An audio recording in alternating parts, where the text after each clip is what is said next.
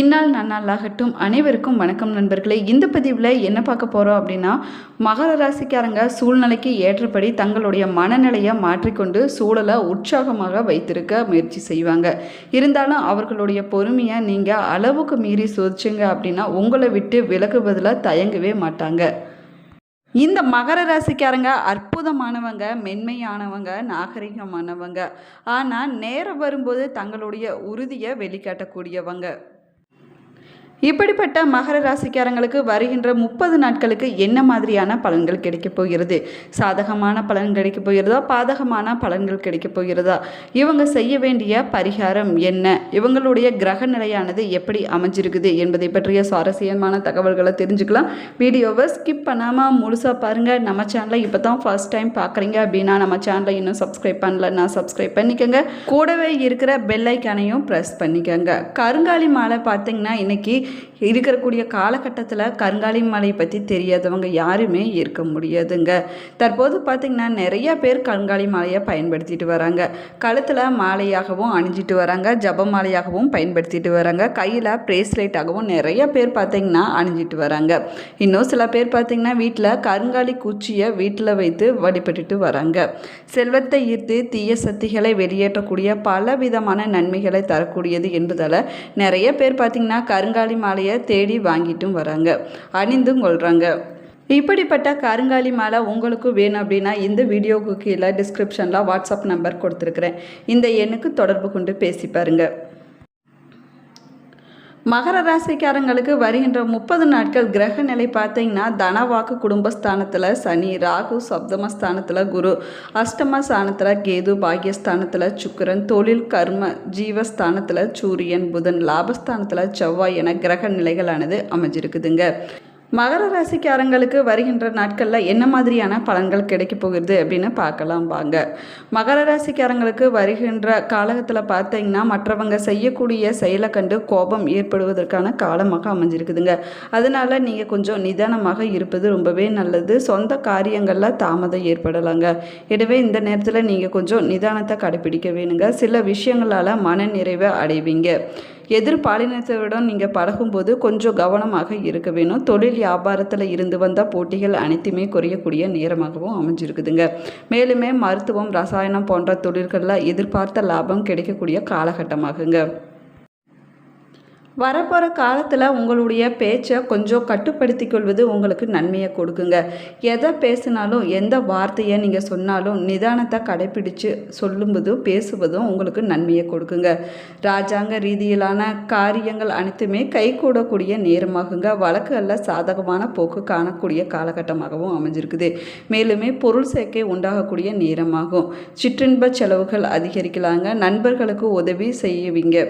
பணவரத்தானது உங்களுக்கு திருப்தி தரமாக இருக்கக்கூடிய காலகட்டமாகுங்க. வீண் பழி ஏற்படலாங்க. கொஞ்சம் கவனமாக இருக்க வேணும். அதே போல் தொழில் வியாபாரம் மெத்தனமாக இருக்குங்க. பழைய பாக்கிகள் அனைத்துமே வசூல் ஆவதுனால கொஞ்சம் ஆறுதலாக இருக்குங்க. வியாபாரம் தொடர்பான காரியங்களை நீங்கள் கூடுதலாக கவனம் செலுத்த வேண்டிய நேரமாகவும் அமைஞ்சிருக்குது. உத்தியோகத்தில் இருக்கக்கூடியவங்க வீண் அலைச்சலை சந்திக்க வேண்டிய காலகட்டமாகுங்க. அலுவலகத்தில் யாரை பற்றியும் நீங்கள் புறம் பேசுவதை தவிர்த்து கொள்வது நன்மையை கொடுக்குங்க. உங்களுடைய பொருட்களை நீங்கள் கவனமாக பார்த்து கொள்ள வேண்டியது ரொம்பவே அவசியமான நேரமாகுங்க. குடும்பத்தில் இருக்கக்கூடியவங்களை அனுசரித்து செல்வது ரொம்பவே நல்லது. கணவன் மனைவிக்கு இடையே மனம் விட்டு பேசி எடுக்கக்கூடிய முடிவுகள் பார்த்திங்கன்னா நன்மையை கொடுக்குங்க. பிள்ளைகளை தட்டி கொடுத்து எதையுமே செய்ய சொல்வது பல விதமான நன்மைகளை கொடுக்கும். உங்களுடைய கருத்துக்களுக்கு மதிப்பில்லாமல் போகக்கூடிய நேரமாகவும் அமைஞ்சிருக்குதுங்க. மகர ராசியில் பிறந்த பெண்களுக்கு பணவரத்தானது திருப்தியை கொடுக்குங்க. வீண் பேச்சை குறைத்து கொள்வது நன்மையை கொடுக்கும். கலைத்துறையில் இருக்கக்கூடியவங்க முயற்சிகளின் பேரில் புதிய ஒப்பந்தங்களில் கையெழுத்தாகக்கூடிய நேரமாகவும் அமைஞ்சிருக்குதுங்க. ஆனால் பொருளாதார ரீதியாக பார்த்திங்கன்னா சிறப்பாக அமையக்கூடிய நேரமாகும். எதிர்பார்த்த புகழ், பாராட்டு கிடைக்கக்கூடிய காலகட்டமாகவும் அமைஞ்சிருக்குது. அரசியலில் இருக்கக்கூடியவங்க வாகனங்களை பயன்படுத்தும் போது கொஞ்சம் கவனமாக இருக்க வேணுங்க. சிலருக்கு இடமாற்றம் உண்டாகக்கூடிய நேரமாகுங்க. நண்பர்கள் மூலமாக எதிர்பாராத உதவிகள் உங்களுக்கு கிடைக்கக்கூடிய காலகட்டமாகுங்க. வாழ்க்கை தரம் உயர்வதற்கான நேரமாகுங்க. மகர ராசியில் பிறந்த மாணவர்கள் கல்வியில் முன்னேறுவதற்கு அதிக கவனத்தோடு பாடங்களை படிப்பது நன்மையை கொடுக்குங்க. மகர ராசியில் பிறந்தவங்களுக்கு நட்சத்திர பலன் எப்படி அமைஞ்சிருக்குது அப்படின்னு பார்க்கலாம் வாங்க. உத்திராடம் 2, 3, 4ஆம் பாதத்தில் பிறந்தவங்களுக்கு வருகின்ற நாட்களில் பார்த்திங்கன்னா நிம்மதியும் சுகமும் அதிகரிக்கக்கூடிய நேரமாகுங்க. புண்ணிய தலங்களுக்கு யாத்திரை செல்ல வேண்டிய சூழ்நிலைகளும் உருவாகுங்க. இந்த நேரத்தில் நீங்கள் எதுக்குமே தயாராக இருக்க வேணுங்க. பணவரத்தானது உங்களுக்கு திருப்திகரமாக இருக்கும். பல வகையிலும் மற்றவங்களுடைய உதவி கிடைக்கக்கூடிய நேரமாகவும் அமைஞ்சிருக்குதுங்க. உங்களுடைய சாதுரியம் அதிகரிக்கக்கூடிய நேரமாகும். யாருக்கும் நீங்கள் வாக்குறுதியை கொடுப்பதை இந்த நேரத்தில் நீங்கள் தவிர்த்து கொள்ள வேணுங்க. இந்த நேரத்தில் மற்றவங்களோட பிரச்சனையில் தலையிடாமல் ஒதுங்கி இருப்பது உங்களுக்கு ரொம்பவே நல்லது. ஆரோக்கியம் சம்பந்தமான குறைபாடுகள் வருவதற்கான நேரமாகுங்க. குடும்பத்தில் சுப காரியங்கள் மகிழ்ச்சியான கொண்டாட்டங்கள் நடைபெறக்கூடிய நேரமாகுங்க. அதே நேரத்தில் கணவன் மனைவிக்கு இடையே ஏதேனும் மன வருத்தம் ஏற்படலாம். கொஞ்சம் கவனமாக இருக்க வேணும். பக்கத்தினருடன் சின்ன சின்ன சண்டைகள் மோதல்கள் வருவதற்கான காலமாகுங்க. எனவே இந்த நேரத்தில் நீங்கள் கொஞ்சம் கவனமாக இருக்க வேணும். பிள்ளைகளை அவங்க போக்கிலேயே விட்டு பிடிப்பது உங்களுக்கு நன்மையை கொடுக்குங்க. நட்சத்திரத்தில் பிறந்தவங்களுக்கு வருகின்ற நாட்கள் பார்த்திங்கன்னா தடைப்பட்ட காரியங்கள் அனைத்துமே நீங்கி நல்லபடியாக நடந்து முடியக்கூடிய நேரமாகுங்க. பணவரத்தானது உங்களுக்கு திருப்தியை கொடுக்கும். கலைத்துறையினர் கடுமையாக உழைப்பின் மூலமாக முன்னேற வேண்டிய காலகட்டமாகவும் அமைஞ்சிருக்குதுங்க. நண்பர்களுடைய உதவியால் நன்மைகள் ஏற்படுவதற்கான வாய்ப்பு இருக்குது. கிடைக்கக்கூடிய வாய்ப்பை நீங்கள் பயன்படுத்தி கொள்வது ரொம்பவே நல்லது. அரசியல்வாதிங்க வெளியூர் பயணம் செல்ல வேண்டிய சூழ்நிலைகளும் உருவாகலாங்க. நீங்கள் கொஞ்சம் தயாராக இருக்க வேணும். மேலிடத்திலிருந்து முக்கிய பொறுப்புகள் உங்களுடைய கையில் வந்து சேரக்கூடிய காலகட்டமாகவும் சந்தோஷமான செய்தி வந்து சேரக்கூடிய நேரமாகவும் அமைஞ்சிருக்குதுங்க. அதே போல் தொழில் வியாபாரம் நிதானமாக நடக்கும். உறவினர்களை அனுசரித்து செல்வது ரொம்பவே நல்லது. எல்லா விதமான காரியங்களும் உங்களுக்கு சாதகமான பலன்களை கொடுக்கும். பணவரத்தானது உங்களுக்கு திருப்திகரமாக இருக்கும். பக்தியின் நடமாட்டமானது அதிகமாக இருக்குங்க. பணவரத்தானது வருகின்ற காலகட்டத்தில் அதிகமாக இருக்கக்கூடிய நேரமாகவும் அமைஞ்சிருக்குது. அவிட்டம் 1, 2 பாதத்தில் பிறந்தவங்களுக்கு வருகின்ற நாட்கள் எதிர்ப்புகள் அனைத்துமே விலகக்கூடிய நேரமாகுங்க. நீண்ட நாட்களாக இருந்து வந்த பிரச்சனைகள் அனைத்துமே தீர்ந்து விடுங்க. உதவிகளை செய்து மன திருப்தி அடையக்கூடிய காலகட்டமாகவும் அமைஞ்சிருக்குது. கொடுத்த வாக்கை காப்பாற்ற நீங்கள் கடுமையாக முயற்சி செய்வீங்க. நீங்கள் அப்படி செய்யக்கூடிய முயற்சியானது பார்த்திங்கன்னா உங்களுக்கு சாதகமான பலன்களை கொடுக்குங்க. மனதில் இருந்த குழப்பங்கள் அனைத்துமே நீங்கி உங்களுக்கு திருப்தியான சூழ்நிலைகள் உருவாக்குங்க. பணவரத்தானது எதிர்பார்த்தபடி வந்து சேரும். எப்போதுமே உற்சாகமாக செயல்படுவீங்க. சில குழப்பங்கள் வந்தாலுமே இதுவரை நடக்காமல் இருந்த காரியத்தை சிறப்பாக செஞ்சு முடித்து மன நிம்மதி அடையக்கூடிய நேரமாகவும் அமைஞ்சிருக்குதுங்க. அரசாங்கம் மூலமாக நடக்க வேண்டிய காரியங்கள் அனைத்துமே நடக்கக்கூடிய நேரமாகும். முக்கிய நபர்கள் மூலமாக எதிர்பார்த்த உதவிகள் உங்களுக்கு கிடைக்குங்க. பொழுதுபோக்கு நிகழ்ச்சியில் கலந்து கொள்வீங்க. ஆடம்பர செலவுகள் அதிகரிக்கக்கூடிய நேரமாகவும் அமைஞ்சிருக்குது. மகர ராசிக்காரங்க சனிக்கிழமை நாளில் பெருமாள் வழிபாட்டை செஞ்சுட்டு வருவது ரொம்பவே நல்லதுங்க. வருஷத்துக்கு ஒரு முறையாவது சனீஸ்வர அம்சம் கொண்ட திருப்பதி திருமலை ஸ்ரீ வெங்கடாஜலபதி பெருமாளை நீங்கள் வழிபட்டுட்டு வர வேணுங்க. சனிக்கிழமையில் நவகிரகங்களில் சனி பகவானுக்கு நெய் இல்லைன்னா விளக்கு எண்ணெய் தீபத்தை ஏற்றி வழிபட்டுட்டு வருவது ரொம்பவே நல்லது.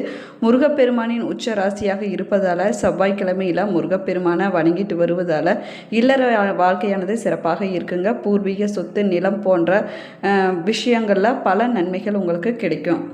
கருப்பு நிறத்தில் இருக்கக்கூடிய ஆடையை நீங்கள் அணியக்கூடாதுங்க. சொந்த வீடு இல்லைன்னா வாடகை வீடு குடியிருந்தீங்க அப்படின்னா கிழக்கு திசையை பார்த்தபடி உங்களுடைய தலைவாசலானது அமைஞ்சிருக்குங்க. இப்படி நீங்கள் தலைவாசல் கிழக்கு திசையில் பார்த்தபடி இருப்பது உங்களுடைய எதிர்காலத்துக்கு ரொம்பவே நல்லதுங்க.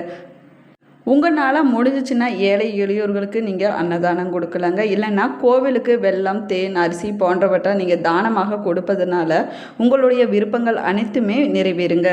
உத்தியோகத்தில் இருக்கக்கூடியவங்க அலுவலகம் தொடர்பான காரியங்களில் ஈடுபடும் போது அவசரப்படாமல் கொஞ்சம் நிதானமாக செயல்படுவது காரிய வெற்றியை கொடுக்குங்க. எளிதில் மற்றவர்களுடைய கருத்து வேற்றுமை ஏற்படுவதற்கான வாய்ப்பு இருக்குதுங்க. இந்த நேரத்தில் நீங்கள் கொஞ்சம் கவனமாக இருக்க வேணும். குடும்பம் சம்பந்தமாக கவலைகள் ஏற்படலாங்க. குடும்ப செலவை சமாளிக்க பணவரத்தானது உங்களுக்கு போதிய அளவு கிடைக்குங்க. எதிர்பாராத உங்களுக்கு உதவிகள் உங்களுக்கு கிடைக்கக்கூடிய காலகட்டமாகவும் அமைஞ்சிருக்குதுங்க. உங்களுடைய மனதில் ஆன்மீக எண்ணங்களானது அதிகரிக்கக்கூடிய நேரமாகுங்க. வாழ்க்கை துணை மூலமாக உங்களுக்கு மகிழ்ச்சி உண்டாகக்கூடிய காலகட்டமாகவும் அமைஞ்சிருக்குது. உறவினர்கள் நண்பர்கள் மத்தியில் உங்களுக்கு மதிப்பும் மரியாதையும் கிடைக்கக்கூடிய நேரமாகுங்க. இந்த ராசியில் பிறந்த பெண்கள் எந்த ஒரு பிரச்சனை வந்தாலும் சரிங்க, அந்த பிரச்சனையை எளிமையாக சமாளிக்கக்கூடிய திறன் கொண்டவங்க. இந்த ராசியில் பிறந்த மாணவர்கள் கல்வியில் இருந்த போட்டிகள் அனைத்துமே குறையக்கூடிய நேரமாகுங்க.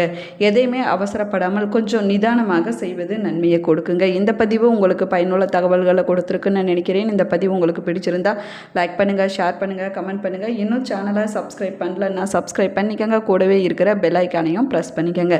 நீங்கள் 12 ராசியில் எந்த ராசிக்காரர் என்பதையும் உங்களுடைய நட்சத்திரம் என்ன என்பதையும் மறக்காமல் கமெண்ட் பாக்ஸில் கமெண்ட் பண்ணுங்கள். Thank you friends.